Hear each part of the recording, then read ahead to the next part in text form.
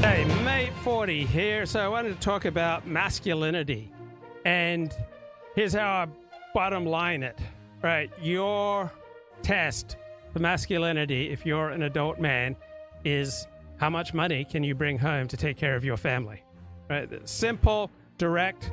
Right, being a man means providing for your family. Right, providing for your wife, providing for your kids, and how well you do that is a pretty good measure of your masculinity, providing that you do it in a legal and ethical way. So if you are at ease with telling people what you do for a living, right, that likely means that you operate in a legal and ethical way. Then a measure of your masculinity is how successful you are at making money and providing for your family. And my proof is the example of those who do that, right? The most masculine men are the most successful men that I know, right? They have the most kids, and they have the most flourishing lives, and they seem to be the healthiest, right? Physically, right? Men need exertion, right? And thinking is hard work, right? Using your brain is hard work.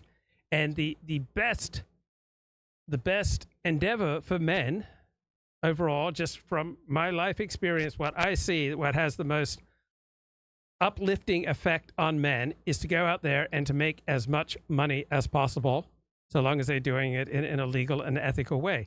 I remember I was emerging out of 6 years of chronic fatigue syndrome in the fall of 1993. So I'd been largely bedridden for almost 6 years, and I'd found a great psychiatrist, the late, great Daniel Goldwyn in Orlando, Florida. And he got me on a medication called Nardil, which enabled me to resume at least 2/3 of a normal life. And after being bedridden like 20 hours a day and then being able to go about life again, I was so excited. And there's something he said to me that I've never forgotten. He said, "Go out there and show me how much money you can make." I did not follow the advice, right? Instead, I indulged my fantasies for greatness. And so I maxed out my credit cards to write my first book. Then I devoted myself to blogging, and then I devoted myself to the Alexander technique, and then I devoted myself to all sorts of things until about 2015, when I realized, okay, I need to really take seriously making money. And after that, I was able to start earning around the six-figure mark, which is a decent wage in Los Angeles. But that has the most ennobling effect, particularly on a man, right? It forces you to go out into the world, which is good for you, right? Men seem to be wired to have a need to conquer. It forces you to get along with other people because you don't want to give away your money because you're getting sued. So you take care of other people's rights. You don't needlessly offend and hurt other people so that you accelerate their desires to take revenge against you and your family, right? Taking care of your family means that you don't go out there and exacerbate people's anger towards you and invite retaliation against the home that you're working so hard to create. And effectively, you become successful in earning to the degree that you meet other people's needs. And so putting a focus on earning as much money as possible in a legal and ethical way, it means that you've got to focus on meeting other people's needs. So it takes you outside of yourself, outside of your own natural tendencies towards sloth, towards indulgence, towards selfishness, and it forces you to focus on meeting other people's needs. And it just seems to be the most ennobling pursuit. Right. So you give me 100 men, all right, and 50 of them make religion their primary pursuit, and 50 of them make making money their primary pursuit. I am more impressed by the people I've met who put a higher priority on making money than observing their religion. Now, obviously, there are plenty of people who are going to be more impressive when they've made religion number one. But the impressive religious men that I know in Orthodox Judaism put a very high priority on making money because living a Jewish life is very expensive, right? Sending children to Jewish day school means footing tuition bills between $15,000 and $50,000 a year per child. So to lead a Jewish life with a family and kids, all right, as a man, you have to make a lot of money. And you usually will be working 6 days a week, 50 plus hours a week. And that just seems to have a good effect on men, right? It keeps them out of trouble, right? It minimizes their tendencies towards indulgence and pleasure seeking, and it engages their animal spirits, right? Men are wild, right? Men want to fight, men want to fornicate, men want to chase, men want to conquer, men have all sorts of wild impulses, and the pursuit of money, in my life experience, is the single most ennobling, effective, most masculine way, most productive way, most healthy way for men to go out and charge at life. Right? Now, there are people who have extraordinary talents. And so for a tiny minority of men, putting a higher emphasis on composing symphonies or devoting themselves to the study of religious text or to writing books or to taking photographs or painting. All right, if you've got extraordinary talents, all right, then there may be, worthier endeavors for you than making your highest priority making money. But as a generalizable task, right, making money is the primary measure of masculinity. And men who don't make money, it doesn't usually seem to work out well for them. They don't have social status and prestige. They don't usually feel good about themselves. They're unable to maintain a wife and kids. Their wives and their kids don't look up to them if the father of the house is unable to provide for them. And they just shrink and get smaller and smaller and smaller until they're essentially living in a cave of their own creation, as opposed to men who put highest priority on making money. They expand into life, right? They go out and conquer more and more of life. They have more opportunities in life. They create more connections in life. They build something more in life. So in the book of Genesis, all right, God says, after Adam and Eve have left the Garden of Eden, which was like a kindergarten, right? Now they're in the real world. And God says to the woman, right, by pain, you will bear kids. And God is touching, I think, on the essence of femininity, and that is having children and looking after your children. And the essence of masculinity, God says to man, by the sweat of your brow, you'll earn bread. You'll have to work, right? You will have to use all your talents and your resources, and it will be challenging. It will be difficult, and that should keep you occupied. If you work hard, right, you're more likely to sleep well at night.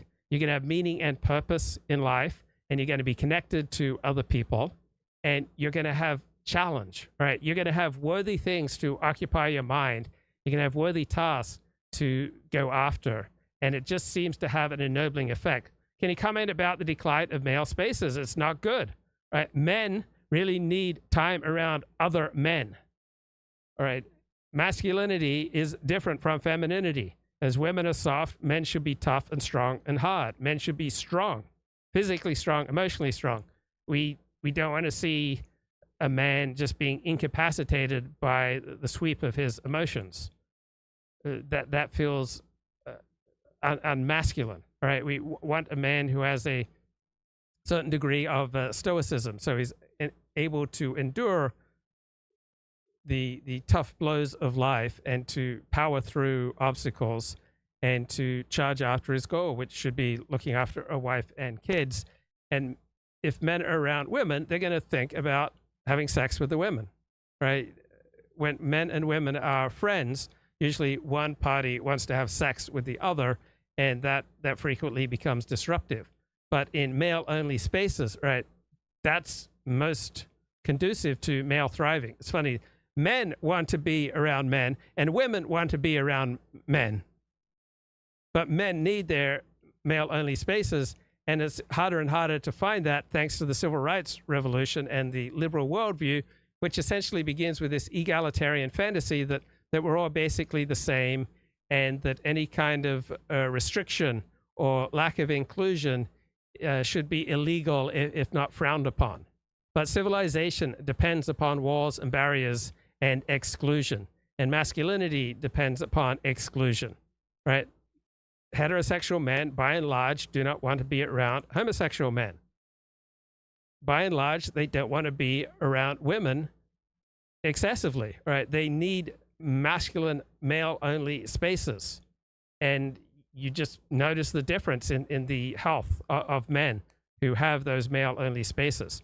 And think about women, right? Femininity is sucking a lot of cock from a lot of different guys. Does that make a feminine woman? No. In my life experience, right, the more sexual partners a woman has, the less likely she is to be a wife who sticks around and to be a good mother and to be mentally sane, right? The more sex partners a woman has, the more likely she is to be mentally ill. On the other hand, it's not true for men. A man may have one sex partner or 100 sex partners. It's as long as those sex partners are women, right? He has to extend himself and face up to the challenge of relating to someone who's very different from himself, someone who's female, and that has its own benefits. I don't recommend a life of promiscuity, but it certainly doesn't do the damage to men that it does to women. So sexual promiscuity seems to ruin women, and male promiscuity for male homosexuals also tends to deteriorate men. Right? Once men start, riding on that dick, or women start riding on that dick, right, it doesn't seem to be ennobling. Now, the New York Times, as you might imagine, has very different perspectives on this. And in the latest edition of Matter of Opinion, where they get a bunch of New York Times op-ed columnists together, they talk about the empty suit of Trump's masculinity. I heard there might be possible discussion of professional wrestling, and so nothing could keep me away from that conversation. Okay, so it's not exactly wrestling, but we are going to have to start with UFC. That's because Trump's first public outing last weekend as a convicted felon wasn't a rally, it was a UFC championship match. Carlos, you want to tell us how this went down? So last Saturday night, he showed up at an Ultimate Fighting Championship match at the Prudential Center in Newark, New Jersey. He walked in with Kid Rock, American Badass, blaring in the arena. Donald Trump is in the building, and the former president getting a standing ovation from the assembled masses here at UFC 302. Our Times colleague Sean McCreesh wrote about this event and said that the crowd was, quote, diverse in every way, ethnicity, age, nationality, except gender. It was fathers and sons, men on their own, men in suits, men in shorts. Now, that is not a surprise. Right. So these New York Times op-ed columnists kind of have disdain for professional wrestling. It's not something that interests me in the least, but it is an entertaining spectacle that is a substitute for the male warlike impulse. And so men resonate with sports because it's a substitute for war, with our testosterone and our strength and the difficult nature of life, which means sometimes you have to fight, right, to survive. And our ancestors who weren't willing to fight, right, they're very lucky that they had the opportunity to reproduce their genes, because generally speaking, our ancestors had to fight, and many of them were rapists, many of them were killers, and we are the descendants of rapists or killers. Otherwise, we wouldn't be here. And I'm certainly not endorsing rape and killing, but conquering is inherent to the makeup of the man, right? We're filled with testosterone, and we're filled with desires to take on the world. And you look at the men who get out of the house and create something versus the men who stay in and play video games. And obviously, one course of action is far more adaptive than the other. Guys are the quintessential UFC demo, but Trump's choice to make his first post-trial public appearance there, I think, speaks to his appeal among, let's say, a certain kind of man, and speaks to the kind of tough guy persona that he loves to project. One of the women that was there, Sean McCreesh, spoke to her, and she said that Biden's not man enough to run the country. It certainly is true that Trump is trying to sell an image of not just like masculinity, but sort of like a patriarchal masculinity, one that's sort of a masculinity of dominance. And so something like UFC, where the aim of the people... There's no masculinity without dominance, right? There's no masculinity without patriarchy, right? Patriarchy accepts that men have a duty to rule, and that men are more suited for the hurly-burly of contest in the wider world and for competition than are women. Every man must learn to conquer himself without defeating himself. That's good. But we also have to learn to be effective in the wider world. People in the arena is to dominate the other person is very fitting. But, I mean, the UFC is specifically like a pretty right... So this is like Jamel Bowie, who's not exactly a masculine man, right? New York Times left-wing columnist. Wing cultural space. That's been the case for a while. This is good politics, right? You go to a place where you're going to be welcomed, but it's sort of like, yeah, if Biden, if Biden were to go to like an NAACP national meeting, I'm sure he'd find an enthusiastic crowd there as well. So, David, simply by showing up at this event, it seems like he's making a very explicit, aggressive appeal to men in a very particular hypermasculine way, which has not just been seen, like watching him on the trail, you see him do this at regular rallies. Well, this is of a piece with what he's done for a long time. I mean, going back to pre-presidential race where he was at WrestleMania with WWE, and, you know, he had this moment where he actually, quote unquote, wrestled at WrestleMania. So WrestleMania is like a junk food of sports. Donald Trump likes junk food.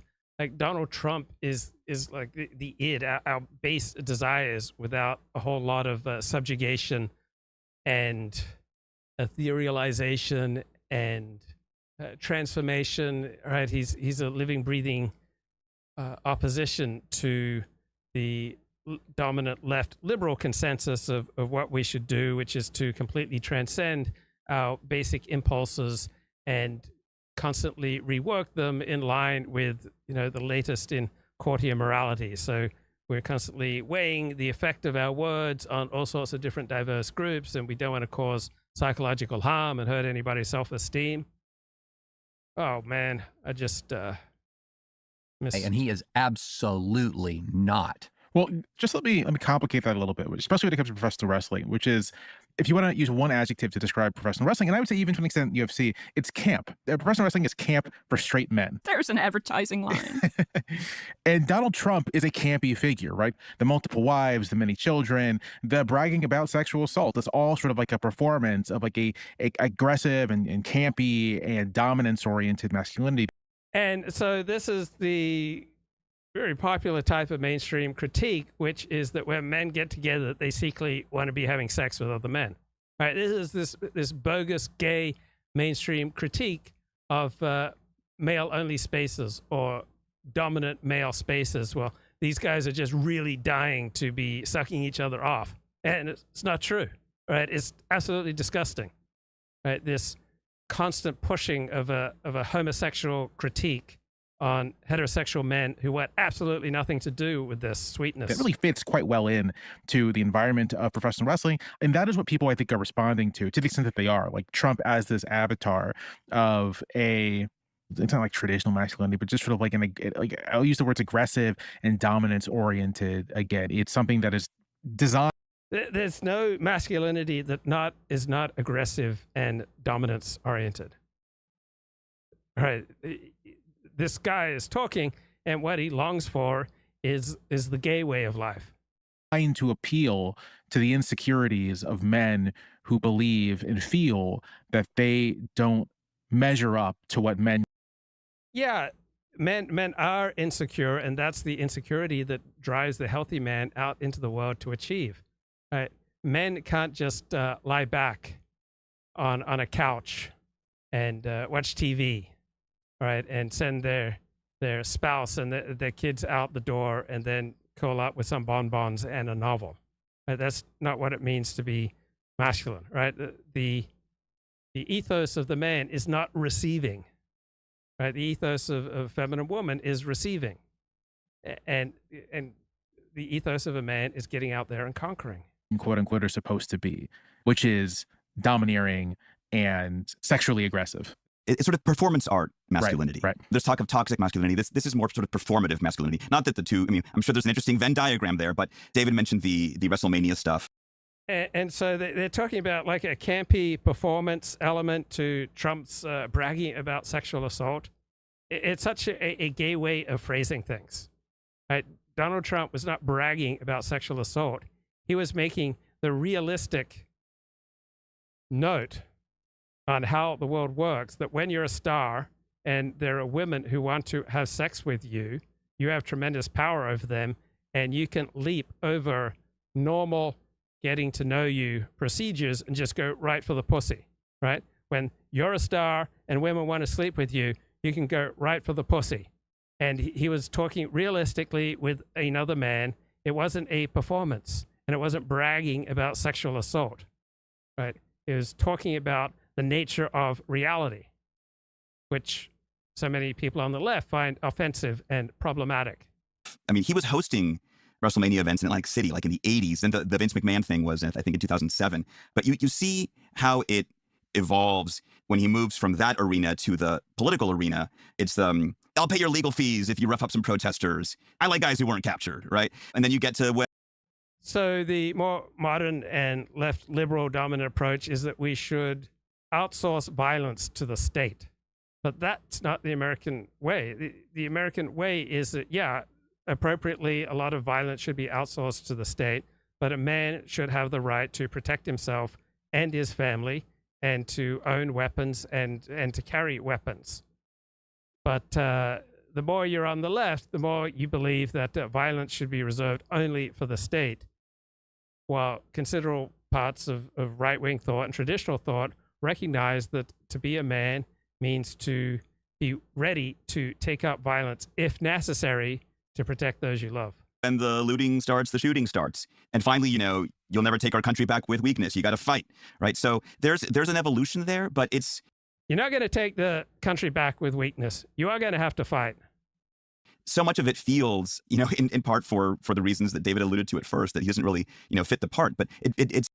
Yeah, a lot of good comments in the chat. Angus says, in my lifetime, the only president who embodied manliness in a positive way was Ronald Reagan. He had class and follow-through.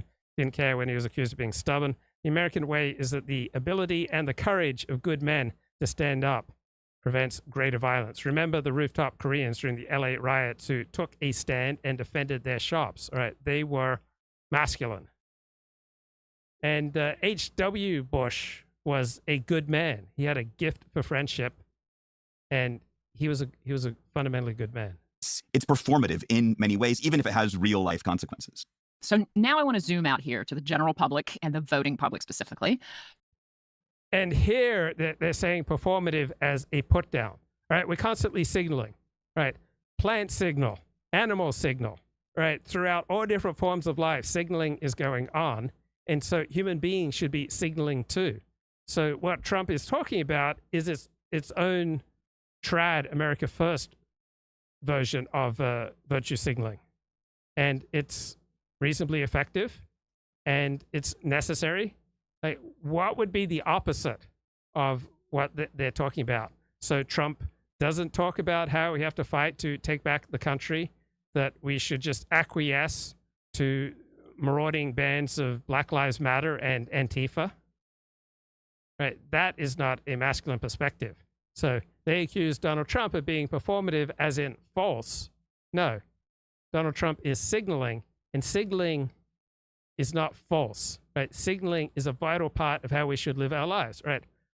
I take a little care with usually how I dress on this show. I wear a collared shirt. I dress up a little bit for this show in line with the type of topics that I want to cover on this show, right? I take a little bit of care with my appearance when I go out into the wider world. I want to dress professionally in professional situations because I want to signal something. I wear a yarmulke in part because I'm signaling something. I'm signaling an allegiance to Orthodox Judaism, the Torah tradition, and to a particular people. Signaling is absolutely essential, and we want to signal accurately, and Donald Trump is doing that. Trump does seem to have a message that's resonating with a broad section of men. At the same time, you hear a lot of complaints that culture and the Democratic Party are too feminized. So, David, you find yourself in a lot of conservative spaces. Why do you think Trump is resonating with so many men? One of the dynamics right now that's happening on the right is they're very good at finding extremist left expression. So something that's very, very negative on quote unquote traditional masculinity. So you take something that's pretty extreme on the left, and then what right-wing media is just really, really good at is then saying, take that extreme point of view and push that forward as this is what they all think about you. And so a narrative has spread that essentially manhood itself is under attack, that anything that you think... Well, it is, right? There's the decline of male-only spaces, right? There's the full force of civil rights legislation with its incentivization of lawsuits against men who want to have male-only spaces, right? You used to have all these service clubs that were for men only, right? Once you start bringing women into them, men drop out. Men need to have male-only spaces or they're going to drop out, right? Religions that don't reserve certain rituals just for men men drop out of those religions. So we have a war on difference. We have a war on our natural understandings of different hierarchies. And it wasn't that men were on top, but men were on top in some things, right? Men were on top as far as being called to war, right? Being willing to lay their lives on the ground, that women and children got certain privileges, and men were called first to sacrifice to keep women and children safe. And we used to understand that you speak differently to men as you speak to women, you speak differently to children as men, you speak differently to aristocrats and professors as opposed to butchers and garbage men. All right, different people obviously have different gifts, different groups have different gifts. And now we've got this massive civil rights complex that is at war with difference and distinction. And part of that war is against masculinity. Right? Part of that war is against certain forms of identity. So if black people want to create black-only spaces, that's glorified and extolled and praised in this society. And if Chinese Americans want to have Chinese American spaces, or Jewish Americans want to have Jewish-only spaces, that generally receives adulation, right? But if white people want that, or Christian people, or white Christian heterosexual people want that, then there's a massive civil rights industry that wants to destroy that. And so a large part of that war is against masculinity. Of as traditional masculinity is under attack. Now, that doesn't mean you can't find somebody in like a women's studies. Yeah, traditional masculinity is under attack. It used to be a normal job, provided enough income for a man to support a wife and kids and to buy a home. Then we had the mass influx of women into the workplace and all sorts of laws which aimed to limit, right, traditional masculine duties and responsibilities and privileges. And so now your average man is going to struggle to earn enough money to own a home and to support a wife and kids. So his traditional role as the provider for a family has been emasculated by the civil rights assault. Not only the civil rights assault, all right, there are other factors in play, right? Women tend to color between the lines, right? Women are more law-abiding, so women have certain advantages in our new, higher tech economy, as opposed to an economy that depended upon brute force. Department at Oberlin or something like that, who's going to have written something pretty radical. But the extent to which in right-wing culture it has imprinted at a very deep level that the left doesn't like men, the left doesn't like masculinity, it's really... Well, you see this most clearly in mainstream religion. All right, mainstream Reform and Conservative Judaism no longer reserves any rituals just for men, and men have left Reform and Conservative Judaism. Mainstream Protestant Christianity doesn't reserve special rituals just for men. Men have dropped out of mainstream Christianity. The types of religions that are growing, such as Orthodox Judaism and Pentecostal Christianity and Evangelical Christianity, are much more likely to reserve special rituals and special spaces for men only. So one approach works and one doesn't. Right? One approach is conducive to the development of healthy masculinity, and one approach isn't. Hard to overstate. That has become almost an article of faith in right-wing America. And so, I mean, Trump's not a manosphere influencer, but we're seeing this in a number of people like the Andrew Tates, the Jordan Petersons, the Joe Rogans, where they're saying, I'm standing up for men. So if you take a worldview where everyone to your left doesn't like men or doesn't like masculinity, and men are struggling in many ways, which they are, then you take a look at somebody who's going to just stand up and say, men are great, men are awesome, being a manly man is fantastic, there's nothing wrong with it, and a lot of people are going to gravitate. So the whole schooling system seems to be leaning against what's best for men. You don't get classes in war strategy, for example. All right, that would keep men interested in class in school. You have this constant tamping down of male desire for competition and for fighting and contests and challenge. Right, females are much more meek.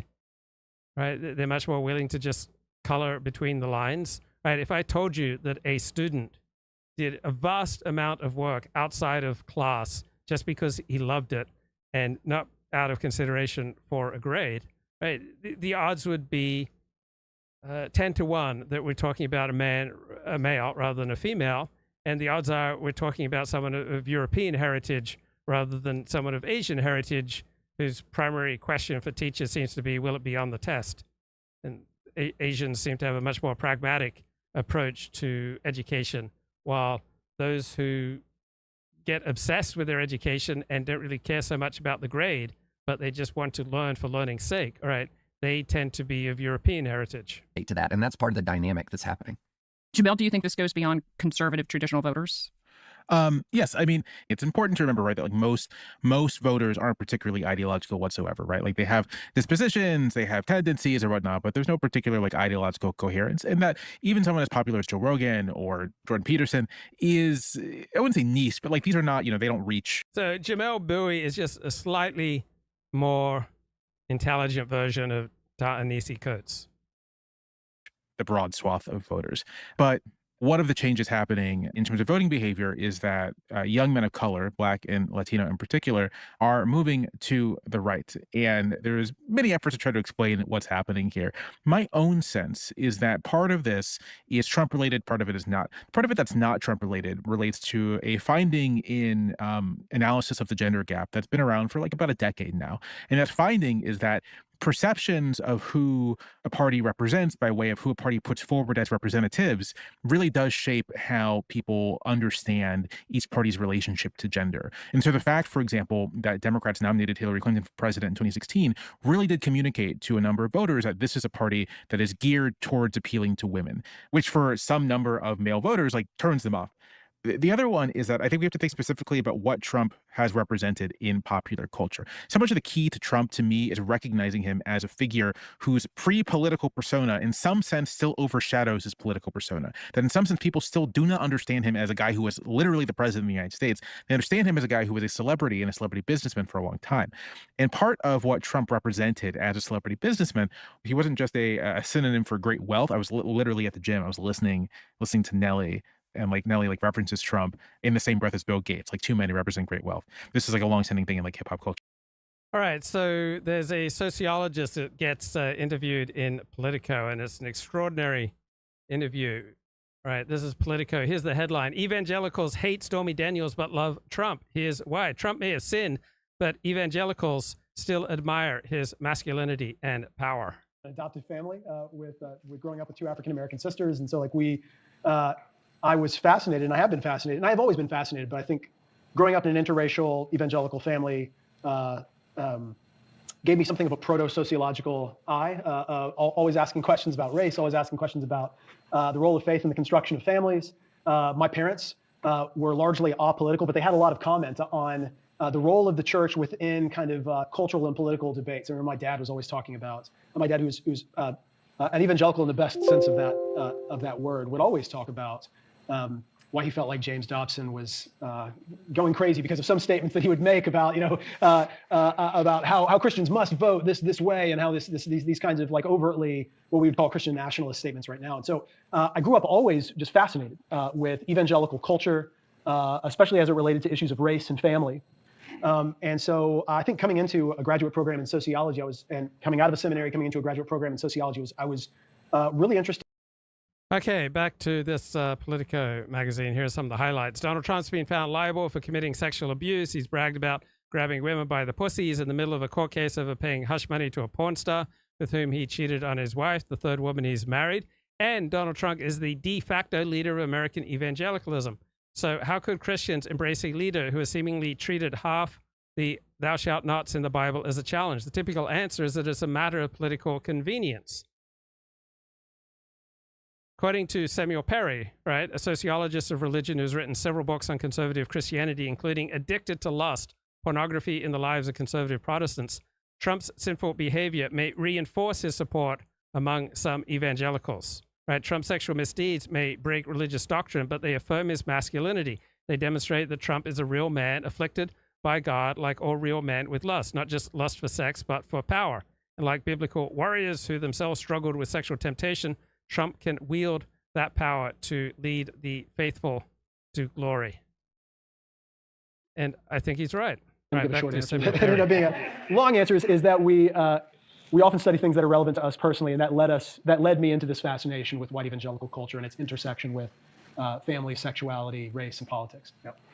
So I'm really intrigued with your work as a sociologist. I mean, you talk in your first book about having a certain street cred in terms of your own background, but there's also a kind of way in which you question whether or not you take certain things for granted. And I'm just curious, what is that like for you in terms of having these extensive conversations with evangelicals? Like some of the challenges. A lot of my friends, a lot of my relationships, my family, still in that white evangelical space, and in many ways, I'm still connected to that. I think that gives me a sense in which I am often going back and forth between two groups that don't understand one another very well, and trying to look past the biases one group has about the other group and the misunderstanding. It complicates the narrative of both, right? Like I know academics who do not fit the academic stereotype that evangelicals have, and so many evangelicals who do not fit the stereotype that many evangelicals have of that group. And so I think that benefits me from being, that allows me to look at evangelicals in a way that humanizes them, that understands them not as kind of backwards or cultural dupes or people who are just pawns in some kind of a political game, even though I think they do fall into that at times. But also in a way that I think is sympathetic to a lot of the things that they acknowledge that they really do feel. They feel persecuted, that they feel targeted, that they feel they are running out of options in terms of having their own influence. They feel like they're always painted as the bad guys for just, in many ways, what they feel like is voting their values. Now, every group has a victimology, right? The more intense your in-group identity, the more intense your sense of victimology. That is not to like let them off the hook for a lot of explicitly racist and homophobic and transphobic and God a forbid. variety of other noxious ideologies that they happen to internalize in many ways unwittingly. But at the very least, I think coming from that subculture allows me to look at them, I think.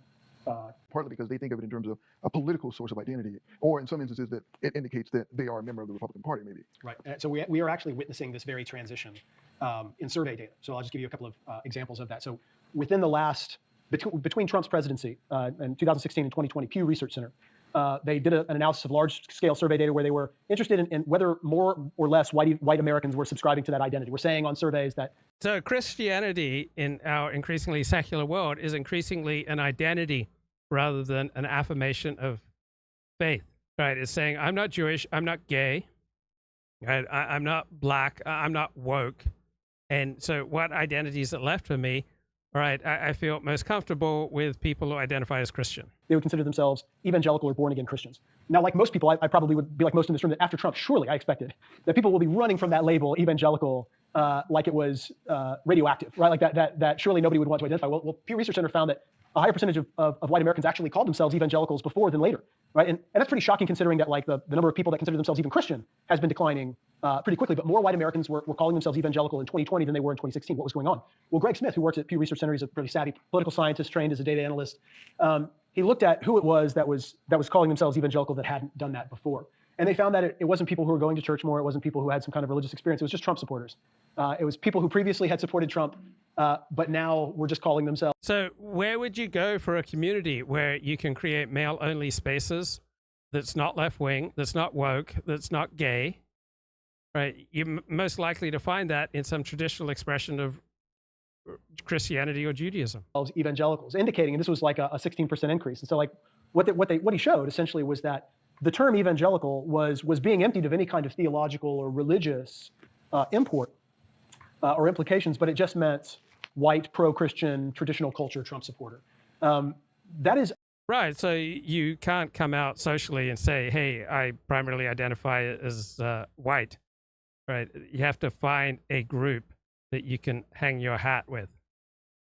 I think indicative of a shift that we are seeing, not just in the United States, but even around the world. And I call it the Europeanization of Christian nationalism. So for example, in Europe, they've had a long sense in which, or a long history of people not necessarily going to church, people not necessarily feeling religious or praying a lot or identifying with religion as an important thing, but they still consider themselves Christian, and they still hold Christianity to be an indicator of your really belonging in our country.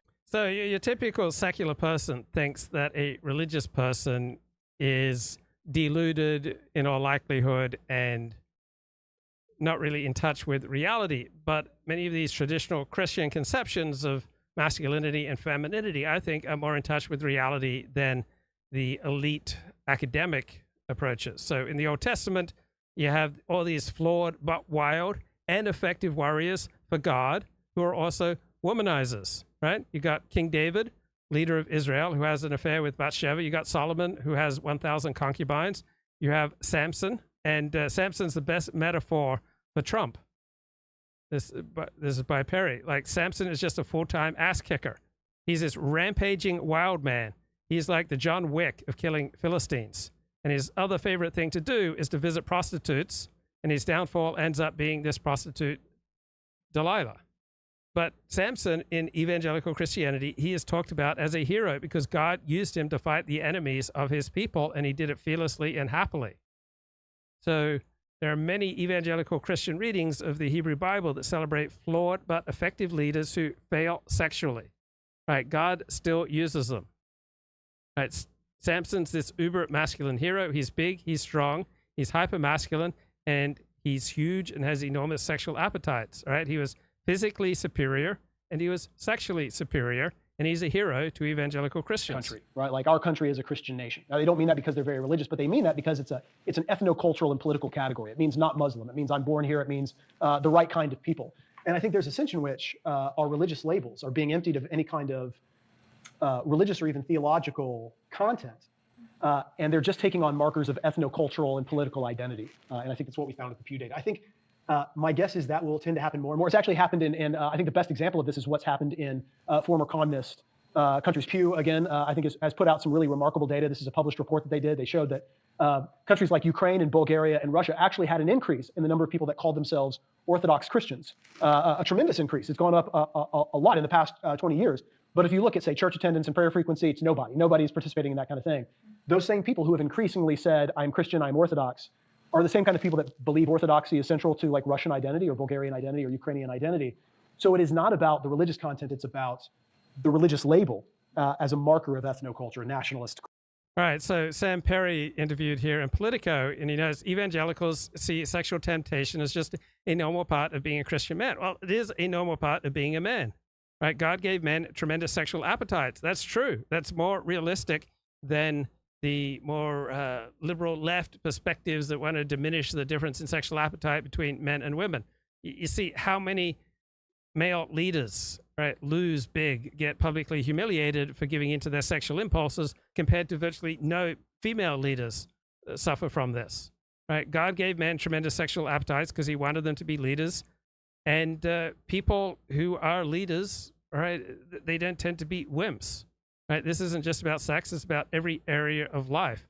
Right? The ultimate male goal is to lead in politics, lead in moral authority, and lead in initiating sex. And there comes a risk with these appetites. So you've got Trump, who has committed sexual sins. He's got a history of being a womanizer, but he's also hyper masculine. He's a man to man, right? This guy initiates things. He goes after what he wants, and he doesn't take no for an answer, right? And he's not Mike Pence. He's not an asexual Ned Flanders kind of Christian who is effete and ineffective. So Trump is power personified. He is a warrior. And with that comes all the temptations of the warrior. Culture. And I think there's a sense in which the evangelical label is taking on that kind of implication. Not as fast as we've seen it in say, like Russia. But I think it's trending that way. Does it also mean then there's a certain pride attached to the label, that people are proud to identify themselves that way, compared to, I don't know, say 5 or 10 years ago, where a person might have been a little bit more hesitant because the concern? Yeah, they're no longer as cowed in their identity. They're no longer wanting to apologize for being white and male and heterosexual and Christian and putting America first.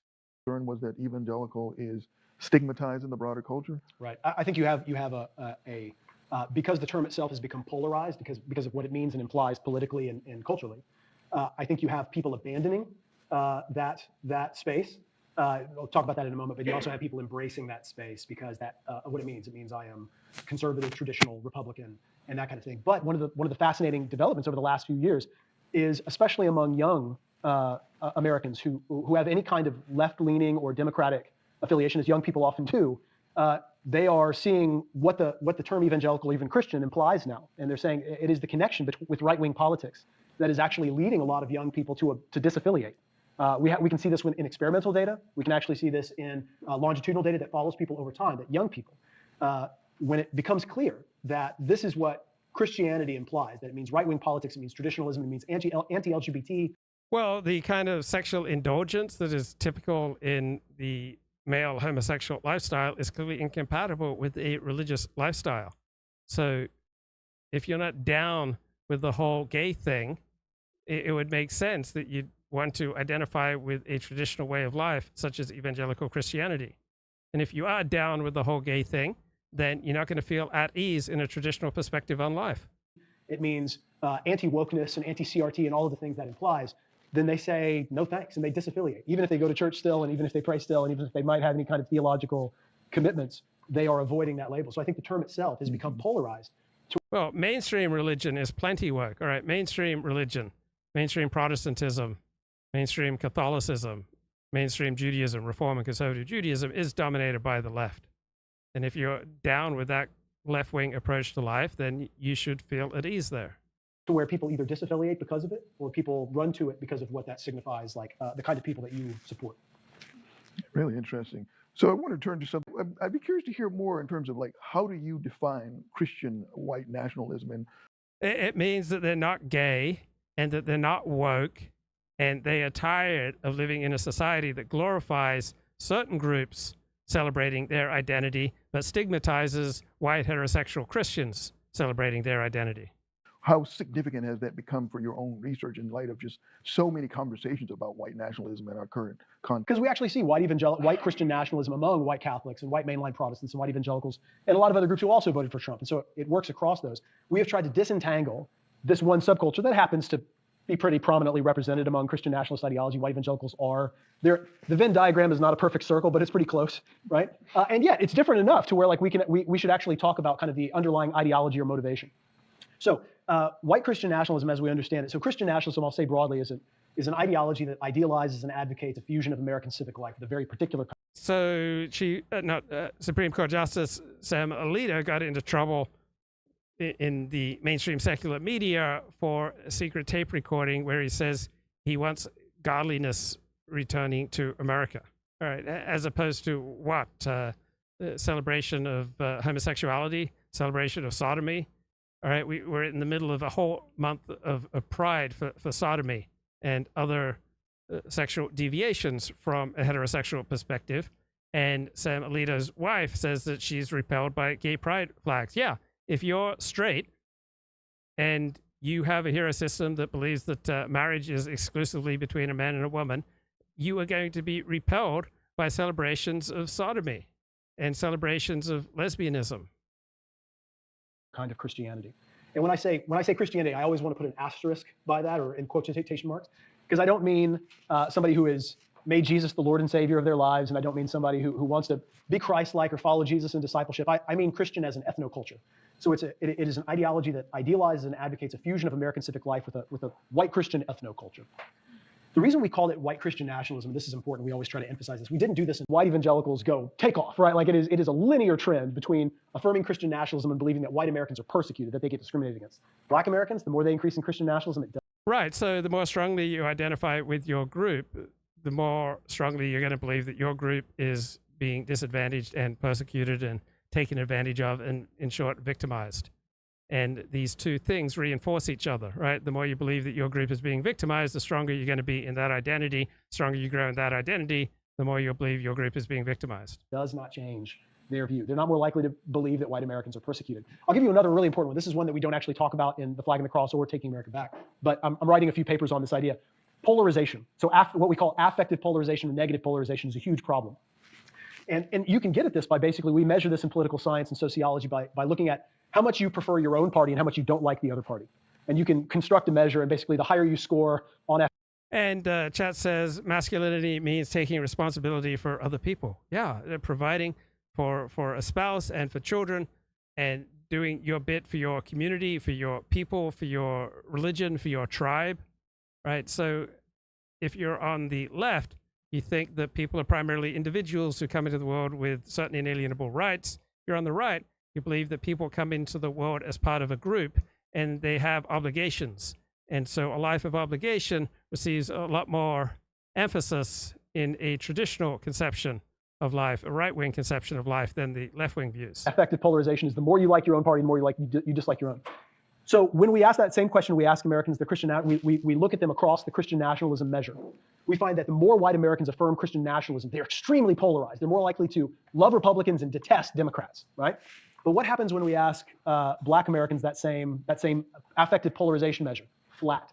Christian nationalism does not make them dislike one party more than another. It doesn't engage them in politics the way it does for white Americans, because for white Americans, Christian nationalist language, the idea of Christian heritage, Christian values, Christian nation, means our country, means our way of life, people like us. It is evocative of a time that they felt like the right people were in charge, our kind of. People have always been more comfortable with people like themselves, and people have always been wary among strangers. And why is this? Because it's proved to be evolutionarily adaptive. If you did not employ some skepticism and wariness of people you don't know and who are very different from you, right, you're much more vulnerable to get wiped out by disease or by murder. People, that we held political power, that we held sway. Black Americans, when they affirm Christian nationalist language, do not hearken back to a time where the right people were in power, or their cultural values were holding sway. If anything, we find that but it's about white Christian nationalism. It is about white Americans who believe Christian is a stand-in for people like us, and that the country should belong to people like us. Another distinction you make is we control for religious characteristics, like how often somebody goes to church or prays, and we also control for things like political ideology or partisanship. So a large reason people go to church or go to synagogue is to see their friends, to be with people like themselves, to strengthen their in-group identity, and to help out people like themselves, and to seek help from people like themselves. Okay. So one of the things that we consistently find, and we talk about this in Taking America Back for God a lot, is that once we account for Christian nationalism, once we include that in our model, something interesting happens.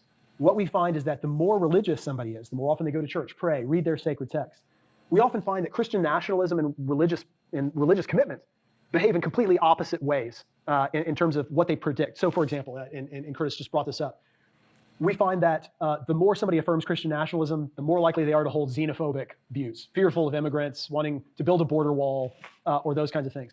But we find that once we account for Christian nationalism, the more religious somebody is, the more often they go to church, pray, the less likely they are to want to build a border wall, or to have xenophobic attitudes, or Islamophobic attitudes, or even be fearful of atheists.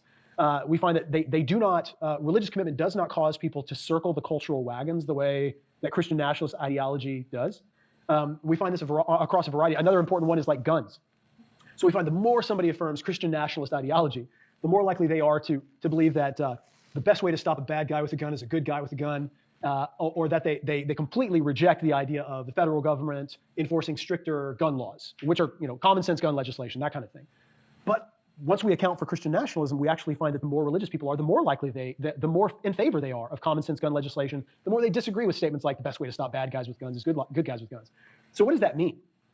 It means that oftentimes we find this unfortunate association between how religious somebody is and they're holding what we would consider reactionary or authoritarian views.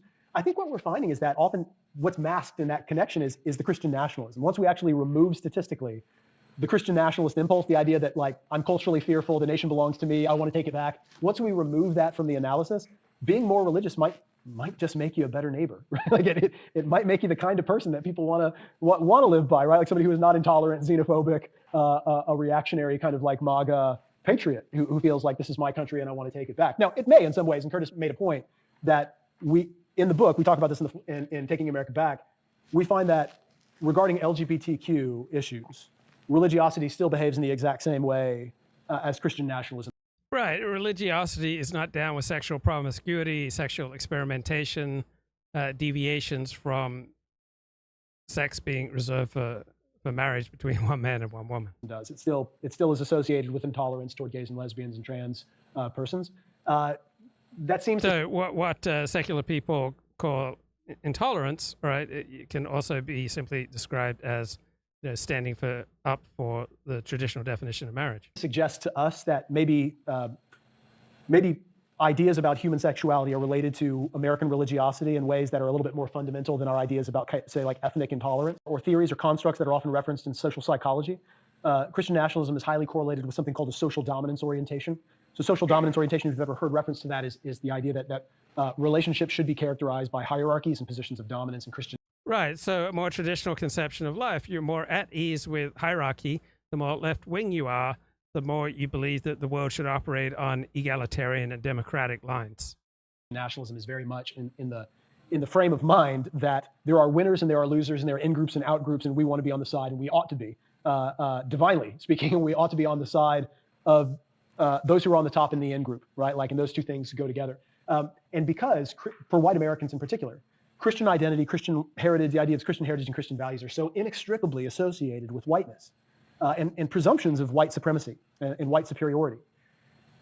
We find that yes, these things absolutely correspond to issues of white supremacy and hierarchy. Also, not just white supremacy, but also patriarchy. In many ways, and this is something that Right, so what he calls white supremacy is some kind of pushing back against the dominant narrative from our major institutions that white people are responsible for much of the evil in the world, and that there's something highly suspicious about people who are at ease with being white and Christian and heterosexual. I want to highlight patriarchy in the sense that it is compensating for something that white males in particular feel that they lack. I saw a study recently, as a matter of fact, I was a reviewer on a recent study that looked at how Christian nationalism was associated with ideas of violence and how that differed by gender performance or gender expression. And the study showed that the Americans who were most likely to affirm Christian nationalist ideology, and not only Christian nationalism, but also violence and political violence, were males who felt like they embodied more feminine characteristics, that they did not embody more masculine characteristics. And what these authors concluded is that Christian nationalism, the inclination towards violence and authoritarian control, is evoked by white males who feel that they are marginalized in some way. Yeah, so marginalized people join marginalized movements, right? If you're losing at the game of life, right, the more passive you are in your real life, the more likely you are to be attracted to grand narratives of tremendous convulsion and violence. Right, emasculated, that they do not have the kind of dignity that they deserve culturally and in social. Right, people who feel emasculated and marginalized are losing at life. And so these people find it a lot easier to live in a fantasy world of grand violent narratives redeeming them than to take concrete actions to improve their standing in the social pecking order. Right, that would require real hard work and sacrifice. And gendered kind of relationships, and so I think there are two sides of the same coin. That in Christian nationalism, it is assumed that we deserve freedom and liberty and control to order society as we see fit, and that requires us to control marginalized populations who want to usurp that power from below, and of course that requires a certain kind of rhetoric and a certain kind of speech. A great book that I would reference that I think Christian nationalism is a good example of, and Christian nationalist rhetoric and political discourse, is a book called Let Them Eat Tweets by Jacob Hacker and Paul Pearson, who are political scientists, one at Yale, one at Berkeley. And what they argue is that conservatives in the United States must always, and always have, wrestled with what Daniel Ziblatt, Harvard political scientist, called the conservative dilemma. And what that is the situation in which, as a conservative, you are constantly and forever representing well, Donald Trump does not primarily represent conservatism. He represents populism, all right, taking back America from the elites and its canny alliances with various divided subgroups in America. So populism depends upon the nation developing an identity, right? Only if the people develop an identity where they feel a great deal in common with their fellow citizens, do they then develop the power to overthrow the ruling elites. The elites can only operate by making alliances with a divided America. If America is not divided, if there is a populist uprising in America or anywhere, then the elite are sunk, right? The elite maintain their elite dominant status by making canny alliances with a divided state. But the less the state is divided, all right, the more danger there is to the ruling elite. And so elites like diversity because diversity means a divided country. And then they can pick off various groups, such as the very poor or African Americans or the LGBTQ movement, and they can ally with those groups and they can reign over a divided country. But a country that ceases to be divided and says, I'm going to team up with my fellow citizens and remake this country so that we no longer glorify our divisions and diversity. Instead, we take glory in what unites us. Right? Then the elites are going to be overthrown, and you're going to get a new elite that will be allied with this more populous, cohesive, corporate nation, right? A nation that's come together and is tired of being divided up and ruled against itself. So living in America, you often feel like your institutions are controlled by a hostile elite. But if enough Americans join together in something like a Trump populist revolution, then the people, once they are united, all right, they can overthrow the elite. Right? The elite depend upon a divided, cut up nation where people feel completely separate and alienated from their fellow citizens. The elite, and mostly the economic elite, those who have the power and the economic power, the class power. But in the United States, you find yourself in this difficult situation where you also must get votes. And you actually must appeal to enough of the population to where they will actually be willing to vote for you. Well, that creates a conservative dilemma. How do you get past that situation where you want to protect the prestige and control of the elites and people who have always controlled power, but you also have to generate enough populist support to get enough votes, a majority? So the one exception for center-left or left-wing dominance of our institutions is in large parts of the business world and in parts of the military world, right? The elite in the military tend to be woke, but the rank and file tend to be nationalist. And they would argue, Hacker and Pearson argue, that they argue for what's called plutocratic populism. That is, the wealthy, those who are at the top of the economic class, must engage in the kind of political behavior where they must get white working class individuals to constantly vote against their own economic interests, and they do that by stoking cultural outrage and fear. Yeah, so it's really against working class interests to want to limit immigration. Right? That's nonsense. Right? Limiting immigration is the best thing you can do to raise the salaries, the income of people in the working class. It's the higher IQ who have the easiest time surfing an increasingly divided and fractured America. Right? The working class, by and large, don't have the same IQ as the elite. Therefore, they have more difficulty dealing with people who don't speak English, right? People who are completely different from them in religion, in manners, in interests, in capabilities.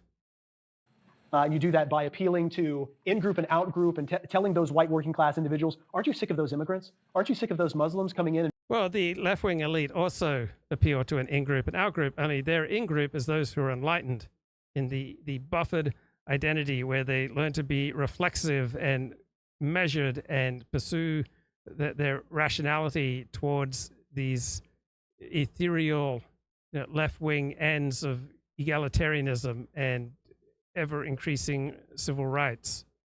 And making you fearful. Aren't you sick of those people, those leftists and socialists and woke people, changing our culture and transforming what used to be ours and taking it? Wouldn't you like to get that back? And you get them to forget the fact that they are being exploited, that they are voting for policies and politicians that will continue to serve the ultra-rich. Well, the ultra-rich and the elite tend to be aligned with the Democratic Party. They don't tend to be Republicans. By getting them to kind of think in terms of culture, right? And so Christian nationalist rhetoric and Christian nationalist ideology is really an example, I think an example of how elites and upper class individuals are able to constantly distract white evangelicals. Right, this is an absurd thesis, the idea that elites are primarily conservative, right? How insane do you have to be? But you've got two Yale scholars here arguing that our dominant elites are right-wing. I mean, what kind of world do they live in to think that America's elites are dominantly right-wing and conservative? And other white working class Americans with the narrative that the culture is being taken, that we're oppressed, that we're being persecuted, that we're losing America as we know it or our way of life, and we're losing control. And so it is something that becomes extremely motivating when politicians who are savvy in communication are able to kind of use and leverage that rhetoric to stoke that fear. Does that make sense? Mm-hmm. Yeah. You and Gorski make much of this concept of like we're looking at this kind of like data now. We're kind of developing a theory of like how things develop that way, that we completely ignore contingency. And we have these kind of gesso stories that we say, of course, it should have always. Contingency means depending on, and this is an academic word that is actually incredibly useful, right? who we feel we are in large part depends upon the situation. There are situations where you feel powerful and dominant. There are other situations where you feel weak and vulnerable. There are some situations where you will be inclined to be truthful and rigorous. There are other situations where you'll be inclined to be sloppy and nefarious and false.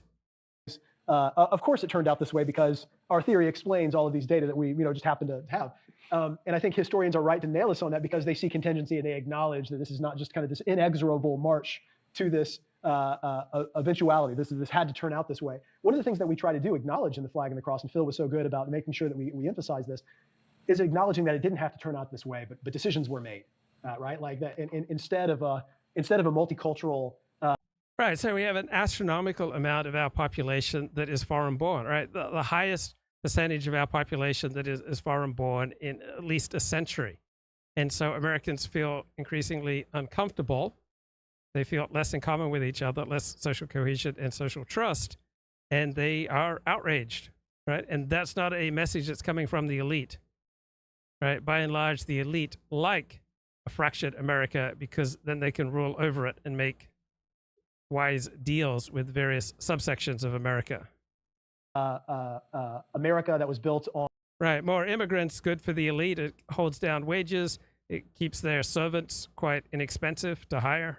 On, say, religious freedom and the Roger Williams kind of conception of what America could have been that allowed early on this idea of this is not a story of some kind of inexorable march toward what we ended up being, but there was decisions that have been made along the way to merge national, ethnic, and religious identity. Well, in a religious age, your religious identity will come to the fore. If it's socially unacceptable to place your national or ethnic or racial identity first, then you'll be incentivized to create some kind of substitute for that. And so even in a secular age, you may put forward publicly that your primary identity is religious. But nationalism has been the most powerful political force in the world for the past 200 years. So we no longer live primarily in a religious world, we live primarily in a nationalist world. Resulting in the kinds of things that we see today. That white Christian nationalism has this long story, but it's also the story of decisions that were made. Now, when we look at white Christian nationalism and the deep story that represents, I would argue, sociologically, we have this kind of concept of epistemologies of ignorance. Okay, epistemology is a fancy word of how do we know what we know. So this is something that sociologists are now talking about and kind of with regard to racial theory. There's an epistemology of ignorance, and an epistemology, a way of seeing the world that consistently allows white Americans to overlook their own complicity in white supremacy.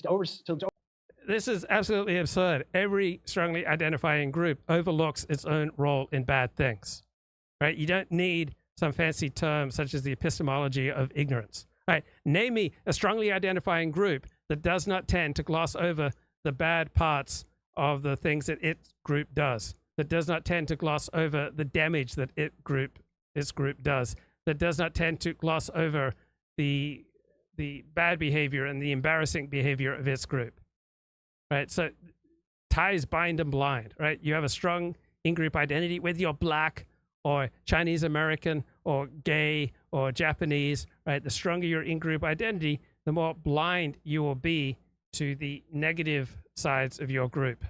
Overlook white supremacy at all, right? To completely ignore that has been a part of our history and a part of our current moment.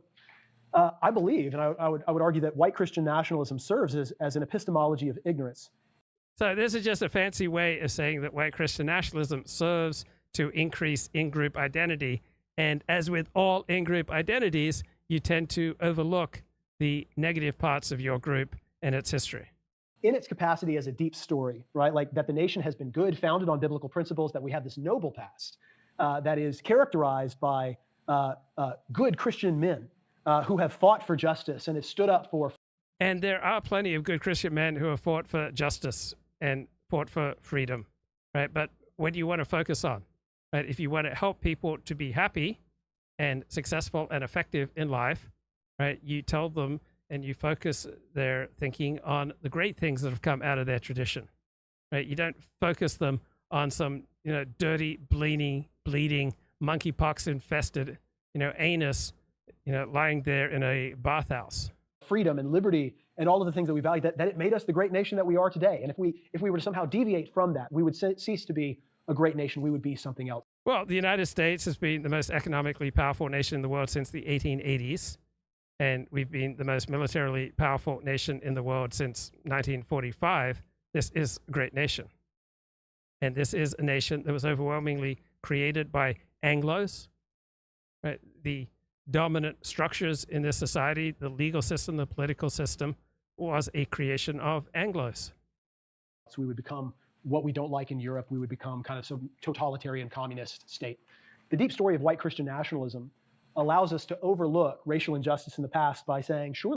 Every strong in-group identity overlooks the injustices that this particular group has done in the past. You think those with a strong gay identity spent a great deal of time thinking about the amount of disease and dysfunction and damage that widespread, open, reckless expressions of their in-group identity has inflicted on wider society? Of course they don't think about that. No strongly identifying in-group likes to think about the bad things that it's done. But this guy wants to talk as though this is something unique and perverse among white Christians. Surely racism was not this great part of our history like the left wants to think it is, like the 1619 Project wants us to think it was, that it wasn't characterizing our character as, or that it wasn't characterizing us as a nation, that it isn't institutionalized and baked into all of our systems and laws and policies, and every substantial political decision we've ever made is steeped in like white supremacist interests. So I think the deep story allows us to kind of maintain that epistemology of ignorance in the past and in the present, and in a way that preserves white interests today. And at the end of that, you sort of make a plea. So I wonder if you talk about black supremacy, right? People who strongly identify as black focus on the great things about being black. Or Jewish supremacy, people who strongly identify as Jewish, right? They focus on the great things of being Jewish. Those who primarily identify as gay, they focus on the great things of gay. People who primarily identify as Japanese, right? They focus on the great parts of Japanese culture.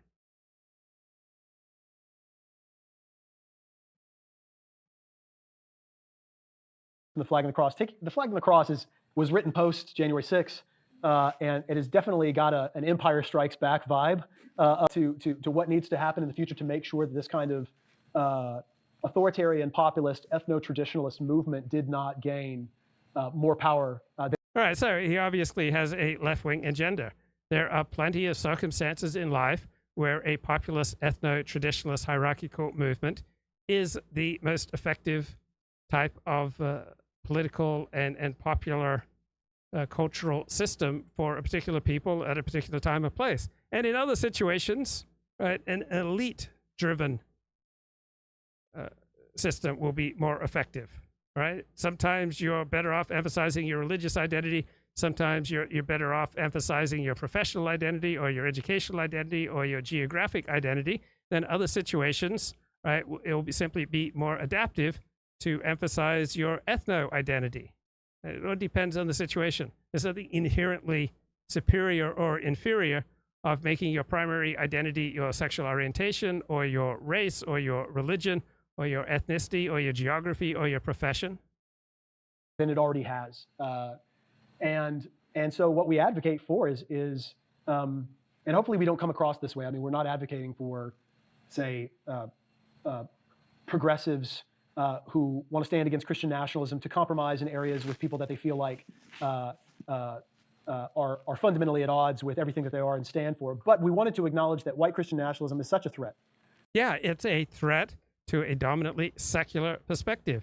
It's a threat to a gay propaganda saturated society. It's a threat to a left-wing orientation on life. It's a threat to the dominant liberal perspective that rules most of our institutions. So when these people talk, oh, this is a threat, or that's a threat, it's a threat to whom? And for whom is it a boon? So for everything that we're told is a threat, usually there's another side, there's another group for whom this threatening thing would actually be wonderful. It is such a problem that it requires a willingness to bracket a lot of the disagreements that we have in order to unite forces against what we feel like is this greater threat. So I think an example of this, and we use this earlier on, Jonathan Haidt, who is a famous author of The Righteous Mind, Why Good People Are Divided by Politics and Religion, which was such a prescient book. He wrote that and published it in 2012. And the idea of polarization and what we see now and effective polarization is so obvious, it just seems like it's even more relevant. Right. There are times and circumstances where polarization is the healthiest response.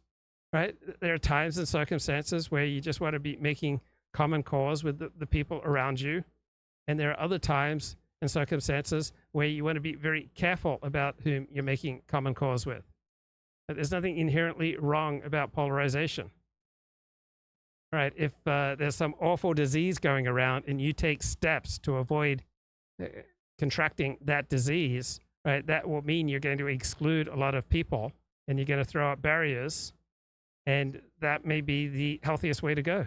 Now, but subsequently to that book, he did a YouTube video. He did a TED Talk called The Asteroids Club. And what he argues in that talk is it's premised on the idea that if we all heard that there was an asteroid headed towards Earth, and it was happening in like 5 years from now, we would all, and it was going to kill us all. Like we would do the rational thing, which is set aside petty arguments for the sake of uniting and right. And what are the odds that we're going to have an asteroid heading towards Earth? Right. For hundreds of years, the most adaptive strategy for people to employ is a nationalist one, not a globalist one. Now, elites, all right, they tend to feel much more in common with other elites, just like 600 years ago, monarchy and royalty felt more in common with other members of the monarchy in different nations than they did with their own citizens. Coming together and developing a strategy for overcoming this asteroid that was headed to kill us all. It turns out he was far too sanguine in that analysis, like because COVID was that asteroid and it damn near killed us all, right? Like it was, COVID ended up being that asteroid that really should have united us, and it just polarized us further. And a lot of that should be hung around. Well, COVID came from a particular country. And if we'd had stronger barriers up against reckless travel, all right, countries, we would have been in much better shape. Australia rode out COVID much more effectively than other nations because it was an island. And it was able to cut off travel from the rest of the world.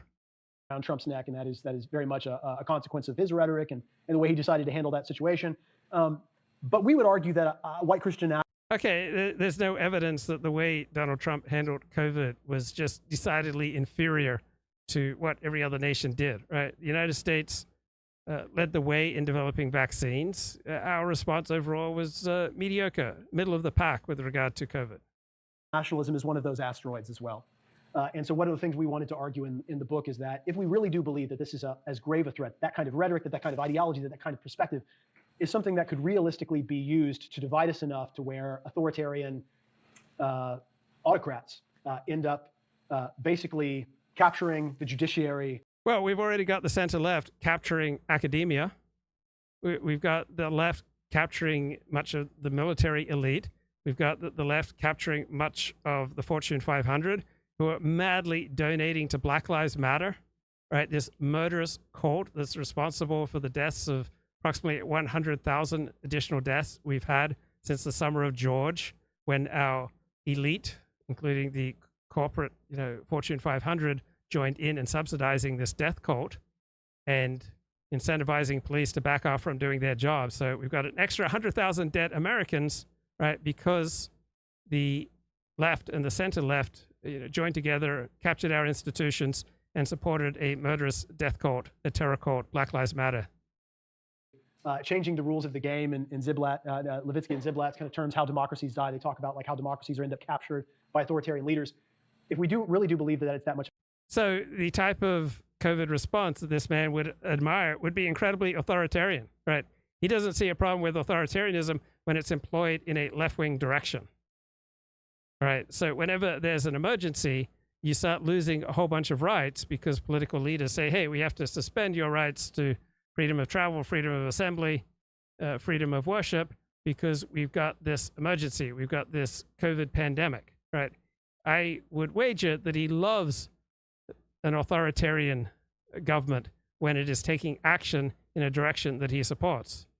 Of a threat, we wanted to argue that like it's going to take some coalition building. It's going to take some compromise. Hopefully not on core values, but it's going to take some compromise in some areas so that we can overcome this. This kind of marketing campaign, the commercial that he did about God needed a So talking about Ron DeSantis. warrior, this kind of, and it is very evocative of this kind of like strong man, like God needed a tough guy to like come in and take control. And that is definitely the way he's handled his governorship in Florida. And so I think we may have to do the same kind of rally and coalition. Yeah, so it takes a different type of politics when the opposition controls almost all of America's institutions. So the type of collaborative, good-natured, high-minded, reaching across the aisle politics is fine when the opposition doesn't control almost all of society's institutions. But in current America, the left and the center left control almost all of our institutions. So this kind of high-minded, compromising, reach across the aisle politics may not get the job done as much as a nastier type of politics. Right? There's a time and a place in life to be nice, and there's a time and a place in life to step up and be nasty. Coalition building to overcome that kind of agenda. This might be a good point to kind of. Okay, let me play a little bit more here from the New York Times, talking about the empty suit of Trump's masculinity. Sure. So not just his wealth, but of kind of like an aspirational patriarchal identity. I'm going to use that word again because I think it's really important. Trump has a bunch of wives and a bunch of kids, and he can provide for them, and he can tell anyone who wants to tell him something to F off. All these things, they're part of, I think, like American culture, but they are represented in a celebrity gonzo form by Trump, and that is appealing to, I think, a lot of young men who look at that implicitly or otherwise and say, that's the kind of authority I would like to wield. Trump as aspiration, I think, is so interesting, Jamel. It reminds me right away when Barack Obama was in law school, he and a classmate of his co-authored a manuscript that was never published about public policy and American politics. And he talks, briefly about Trump as this aspirational figure in American culture. He's like, people say, well, maybe I'm not Donald Trump yet, but my kids will be. This is like in the 90s, right? It shows you the length of time during which Trump has performed this aspirational service for us. Now, I would say about a year ago on this podcast, we talked about this notion of the crisis of men and boys, looking at the deteriorating outcomes in men's health and education, even male friendships. And if this crisis of men involves a declining sense of purpose, I would posit that the toxic masculinity discourse maybe extends a little bit further than. Right, let's get more here from Samuel Perry. What is Christian nationalism? Nationalism. How do we define that? Well, in our first book, Taking America Back for God, my co-author Andrew Whitehead and I define Christian nationalism as an ideology that idealizes and advocates a fusion of American civic life with a very particular kind of Christianity. Let's break that definition down a little bit. First, I mean an ideology. What I mean by this is a system of ideas and ideals that form the basis of one's political theory. So when societies are becoming increasingly secular, and when your dominant institutions are allied against you, then to achieve the type of stasis that you had in a different environment, you may need to be much more extreme. You may need to push in a much nastier and completely unprecedented way. And I think this is what many evangelical Christians experience. All right, they feel a world that is slipping away from them, that is increasingly repellent to them, and to try to regain some sense of healthy normality, they have to go in a Christian nationalist direction. Or a practice. You could call it a theology, but it doesn't have to be something that is necessarily from God or from the Bible, but it's an ideology, a theory that unifies one's basis of political theory and practice. That idealizes and advocates. Here we break two parts of this definition down. So it idealizes and advocates. In our new book, The Flag and the Cross, we talk about Christian nationalism as both a deep story and a vision. It is an understanding. It imagines this fusion with America and Christianity as a sacred myth, something that has always been since its founding. You've heard cliched statements that we are founded on biblical principles, that we are founded on Christian values. And that story is complex. And anybody who tells you about the history of America and its relationship with Christianity and does not acknowledge that that is a complex story, that they are either completely secular or completely Christian, I believe is trying to sell you something, because it is quite a complex story, with certain founders believing some things, arguing with other founders who believed other things, and citing different documents in their stead. So that is a complex story, but Christian nationalism would like to argue that that is a simple story in which we have a sacred and mythic past, one with a tightly bound relationship with the Christian God, but also it fights to institutionalize that vision in the future, and to realize that now. So we have a deep story and a vision of what could be. And it's a very particular kind of Christianity. When I talk about Christianity mixed with Christian nationalism, I don't mean orthodoxy. I don't mean somebody who has made Jesus the Lord and Savior of their life. I don't mean somebody who wants to live out Christ's mandate to love God and love people. What I'm really referring to is an ethnocultural order, when Christianity becomes code language for people like us.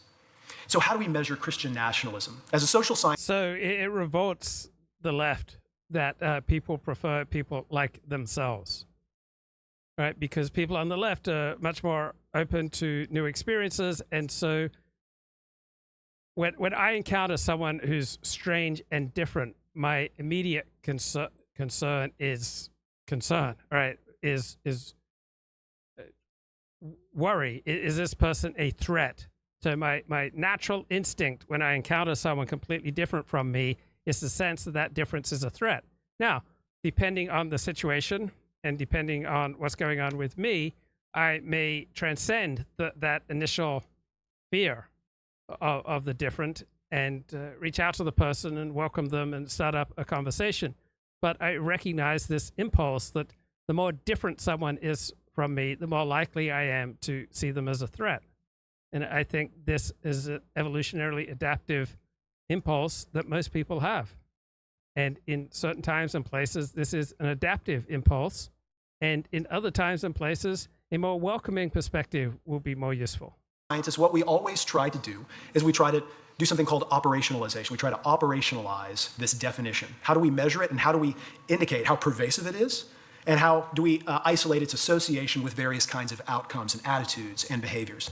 So the way we do this in our new book, The Flag and the Cross, we draw upon research on Christian nationalism that has gone on before. We utilize a scale, but what we're trying to do is we're trying to capture both this deep story and the vision of what Christian nationalism is. So two measures that we use seven items in a scale. And so we ask Americans in all of our national surveys to indicate their level of agreement from 0 equals completely disagree all the way to 4 equals strongly agree. We ask them their level of agreement with 7 statements. The first 2 help us to isolate that deep story. I consider the founding documents like the Declaration of Independence and the U.S. Constitution to be divinely inspired.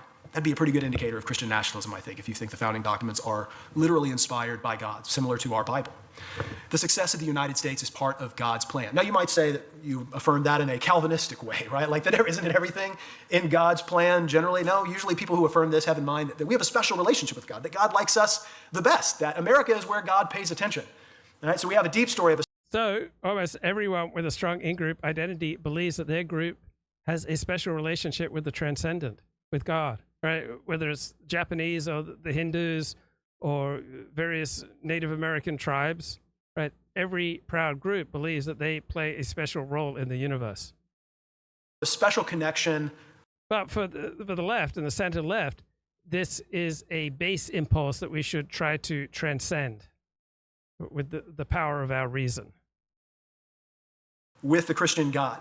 We also try to isolate this idea of a vision, what America should be, not just ideas about America's past, but what America could and should be in the future. The federal government should declare the United States a Christian nation. Again, pretty explicit statement. Somebody who scores higher on that variable, pretty clear, wants us to be a Christian. Well, this is in the context of an America where our institutions are dominated by people with a hostile attitude towards Christians.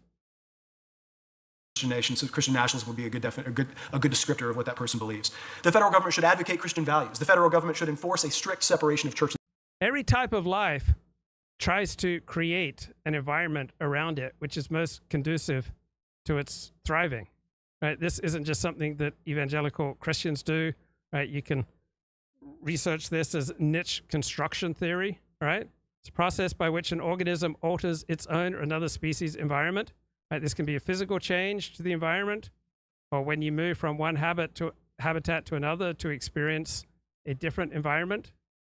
But however you call it, niche construction, or just trying to optimize the world around you so it's most conducive for your prosperity and thriving, it's something that is throughout the animal world and throughout the human world. It's not just something that's restricted to dastardly right-wingers. State. We reverse code that so that people who disagree with that score higher. In other words, they don't want a separation of church and state. They want those two things to be tightly fused. The federal government should allow the display of religious symbols in public spaces. The federal government should allow prayer in public schools. Now, you might look at some of those questions and say, well, I'd kind of agree with that, right? Like that idea of prayer in public schools or religious symbols in public spaces. I confess, I would be ambivalent about that, maybe depending on what you mean by that, right? Like I want my child to be able to wear a cross around her neck in a public space, and I want my kid to be able to...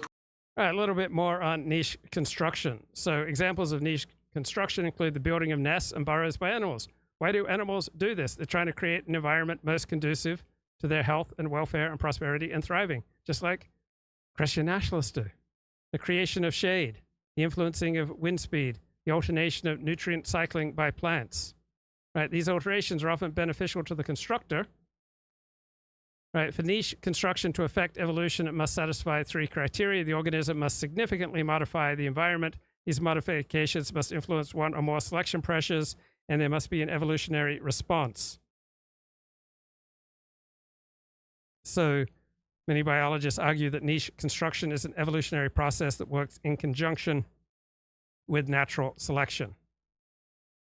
So earthworms physically and chemically modify the soil in which they live.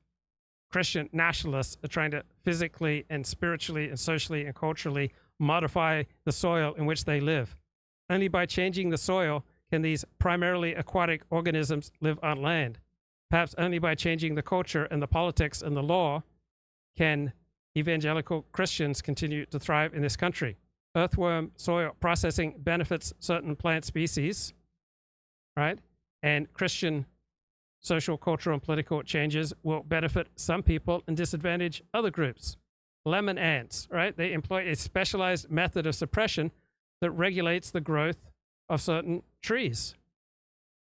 Right? They live in the trunks of some trees. They use formic acid as an herbicide. They eliminate trees unsuitable for lemon ant colonies. Right? So they create distinctive habitats known as devil's gardens. Christians want to create Christian gardens. Beavers build dams. Christians build churches and communities and societies. Builders build dams and they create lakes that drastically shape and alter ecosystems. Christians want to create communities and politics and culture that dramatically shape and alter their ecosystem. Right? Beavers modify nutrient cycling and decomposition. Right? They influence the water and materials transported downstream, and they influence plant and community composition and diversity. American Christian nationalists want to influence their society as well, and they want to influence who gets to be a part of it and who gets to rise to power in it.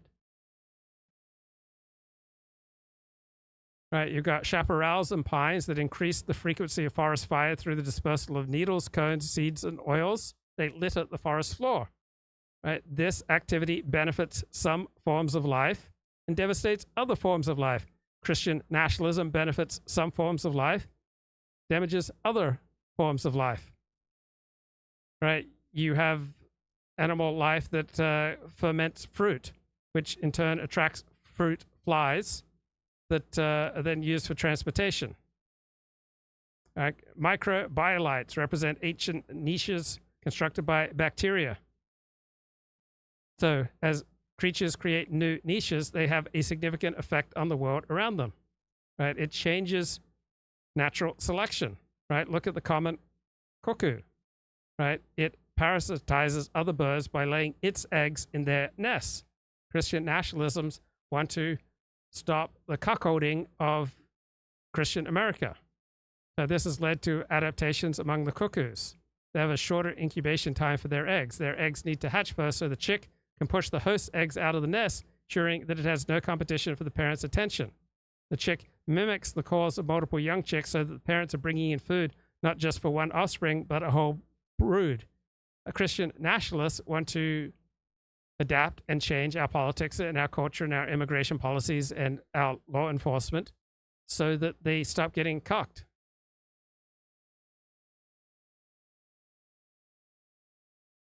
So ecological inheritance, that refers to the inherited resources and conditions and selection pressures that ancestral organisms bequeath to their descendants as a direct result of their niche construction. One example of ecological inheritance is the Constitution of the United States of America, which said we're doing all these things. We're setting out these laws for the benefit of ourselves and our progeny, not just any loser who can make it across the border. So niche construction has important implications for understanding, managing, and conserving ecosystems. So why would Christian nationalists not want to understand, to manage, and conserve their ecosystem to create a country most conducive to their thriving? Pray in a public school. Usually people who strongly affirm these statements, though, what we see in this scale that we use, we see a good level of consistency. In other words, people tend to know what we're asking about. In the sense, they know we're asking about kind of culture war issues of whether school or prayer should be like mandated in public school, or you can have teacher-led prayer in public school, or whether religious symbols in public spaces isn't just kind of whether somebody could wear a hijab. But usually people understand that to mean something like the Ten Commandments on the courthouse or crosses on state seals, something that indicates more of a connection between the state and the church. And so what we do is we add all of these scores up together into a scale. Ranging from 0 all the way to 28. And so people who score higher on this scale score higher on Christian nationalism. People who score lower on this scale usually reject Christian nationalism. So I wonder if this guy is outraged by niche construction. Now, there was a developmental biologist, Conrad Waddington, and he drew attention to the many ways animals modify their environments throughout their lives by choosing and changing their environment, a phenomenon he called the exploitive system. Okay, Muslims do this, Jews do this, blacks do this, white people do this, Germans do this, Japanese do this, and even American Christians. All right? Richard Lewontin, a man of the left, but he pointed out that organisms do not just passively adapt through selection to pre-existing conditions, but they actively construct important components of their niches. Why would American Christians not do the same? All right, it was an Oxford biologist, John Odling Smee, who was the first person to coin the term niche construction. He was the first to make the argument that niche construction, ecological inheritance should be recognized as evolutionary processes. This is just exactly what Christians are doing in America. Nationalism. Something I want to be clear about, though, as I'm talking about what Christian nationalism is, you'll notice that I very rarely, and I don't at all if I can avoid it or if I can remember to avoid it, I rarely ever refer to people as Christian nationalists. I don't like calling people that. I don't like saying white Christian nationalists do this, think this, you're one of them. That kind of language I find is unhelpful. That's about as helpful as calling somebody a fascist. Okay, so do humans employ this? My name is Brennan Grimes, and today we're going to be diving into the world of niche construction. So, what is niche construction, you might ask? Niche construction is any way in which an organism changes its own environment in order to cause natural selection. These changes create an advantage for organisms with certain traits within their own population. So let me give you an example. If you live in America, you probably know a few people that are lactose intolerant. This means that at some point during infancy, their bodies stop transcribing the lactase enzyme, which is the main enzyme responsible for breaking down the main sugar in milk, lactose. While it might not seem like it, people who are lactose tolerant are actually in the minority worldwide. According to the U.S. National Library of Medicine, all mammals, including humans, are supposed to stop producing the lactase enzyme shortly after infancy. This means that somewhere along the way, there must have been a mutation that occurred that is allowing humans to continue digesting milk well into adulthood. This mutation meant that the body never stopped transcribing the lactase enzyme and that adults could digest milk. However, for a mutation to survive and become prominent within a species, it must provide some sort of advantage over organisms without that mutation. So what gives? Why was milk so important? If you remember from history class, areas like Northern Europe frequently utilized cow's milk in their daily lives. It became a key part of their society. In times of famine, these societies greatly leaned on milk to give them the essential nutrients and protein that they needed to survive. If people were lactose intolerant, they were less likely to survive because the milk actually harmed them. Being lactose tolerant made you more likely to survive, and the more likely you are to survive, the more likely you are to reproduce, which means the mutation is going to be passed on from generation to generation. If you examine a map of lactose intolerant worldwide, you will see that America and Northern Europe have the lowest proportion of people that are still lactose intolerant. On the contrary, areas like North Africa and Asia are almost exclusively lactose intolerant because their early societies did not lean on milk quite so heavily, and they were never forced to develop lactose tolerance. So, humans in certain areas created a cause for natural selection within their own environments. They constructed their own niche. This is essentially driving our own evolution. And while it may seem like a small development, just imagine how our actions today are affecting our DNA tomorrow. Hey friends. Hey. Some of you are willing to listen to me talk about niche construction, so I'm going to do that. But first, I want to get one thing clear, and that is that there have been some very nice comments saying that so that we don't get into this trap And some small number of scientists want to claim that no, this is the grounds for a stunning revolution, and we're going to overthrow the established order of evolutionary biology. And once again, no, it's not. It's cool, but let's keep it real, all right? It's sort of the same thing for niche construction. It's cool, it's exciting. I think it's a great new perspective, a way to look at common phenomena with new eyes. But again, it's going to fit very nicely into standard evolutionary theory. It's not going to cause an evolutionary biologist any qualm to accept the idea of niche construction. And as an aside, why is there so much enthusiasm for this idea of revolutionizing evolutionary biology? It's a very strange sort of thing that's been going, but it sweeps through quite frequently that people announce that there's going to be some new discovery that's going to change everything, and then of course it doesn't. I think it's because there's kind of a personal human dissatisfaction with the theory that what's going on is that evolutionary biology removes many aspects of your life from your control. You know, for instance, you can feel like, hey, I can go down to the gym and I can exercise and I can improve my body. Or I can go down to the library, or I can take some classes and I can improve my brain. There is nothing analogous to improve your DNA. Your DNA is what you've got. It's what you're going to live with.